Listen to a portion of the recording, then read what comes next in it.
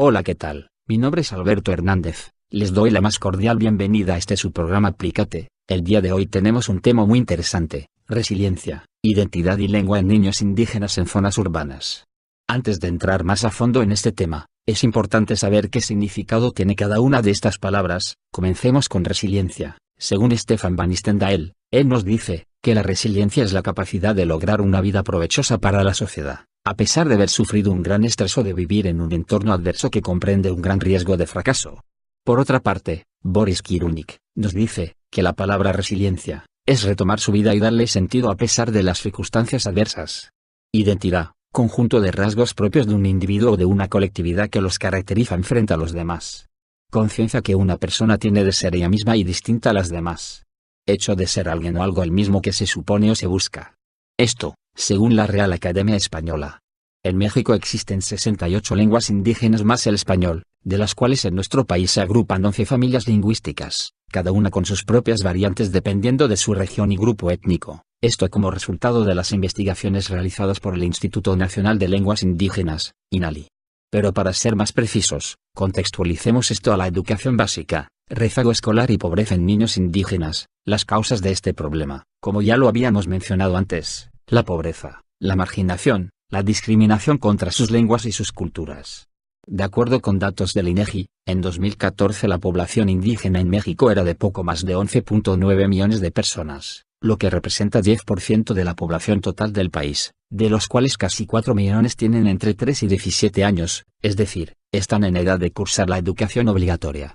En 2014, el 78.6% de las niñas, niños y adolescentes de entre 0 y 17 años de edad de hogares indígenas y 90.8% de los hablantes de lengua indígena se encontraban en situación de pobreza, por encima de la media nacional que es de 53.9%. 21.4 millones de niñas, niños y adolescentes, informaron el Instituto Nacional para la Evaluación de la Educación y la UNICEF. Agregaron que las condiciones materiales y la infraestructura en el servicio educativo indígena presentan carencias importantes. Por ejemplo, en las primarias indígenas, 24.7% no dispone de baños, 28.9% no cuenta con mobiliario para docentes en al menos un aula, 21.2% no cuenta con mobiliario para al menos un alumno, y 18.1% tiene techo de materiales no durables. Principales hallazgos del estudio: los estudiantes hablantes de lengua indígena, LI, se hallan presentes en todo el sistema educativo nacional, pero su presencia disminuye conforme avanzan los grados y niveles escolares. En media superior, mientras el porcentaje de asistencia en la población total es de 74.8%, en la población indígena es de 65.2% y en los estudiantes LI es de 58.2%. Solo en 60% de escuelas con alumnos y docentes LI, los docentes hablan las mismas lenguas que los estudiantes. 2 de cada 100 estudiantes de primaria general tiene 2 o más años de rezago, extra edad grave, mientras que, en las primarias indígenas, son 9 de cada 100.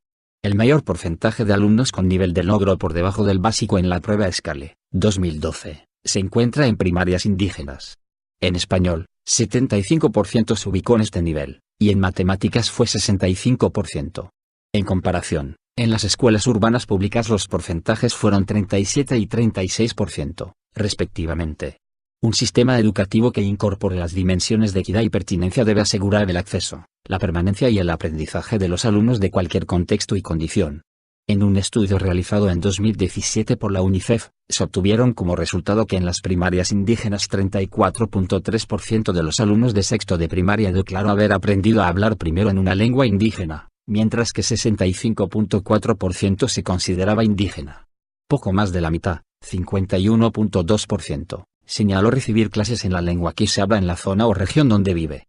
En estas escuelas 26.7% había repetido algún grado desde que entró a la escuela, 18.6% nunca o casi nunca contaba con alguien al pendiente de que estudiara o hiciera su tarea, 27% nunca o casi nunca tenía el apoyo de alguien que le ayudara a resolver dudas de la escuela o a hacer la tarea, y solo 29.3% señaló que su mamá tenía estudios de educación secundaria o más. El 18.5% declaró que, además de asistir a la escuela, trabajaba fuera de su casa.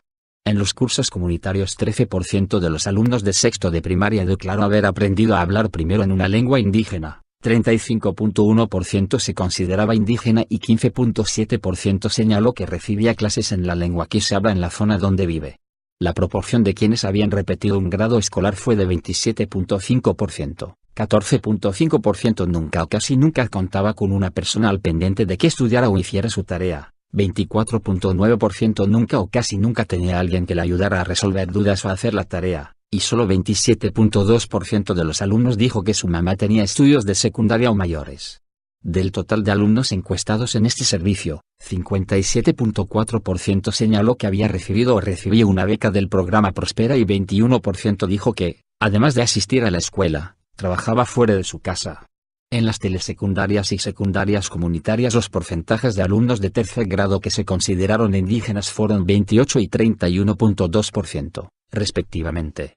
Los alumnos de dichas escuelas secundarias en mayor proporción también señalaron que han repetido un grado desde que entraron a la escuela, 14.6 y 15.4%, y que casi nunca o nunca contaron con una persona que les ayudara a resolver las dudas de la escuela o a hacer la tarea, 23.6 y 29.1%, en ese orden. También se identificaron altos porcentajes de alumnos que señalaron que recibieron o habían recibido una beca Prospera, 59 y 72.5%. Trabajaban en casa o fuera de ella, 55.5 y 76.9%, y en menor medida su mamá contaba con estudios al menos de secundaria.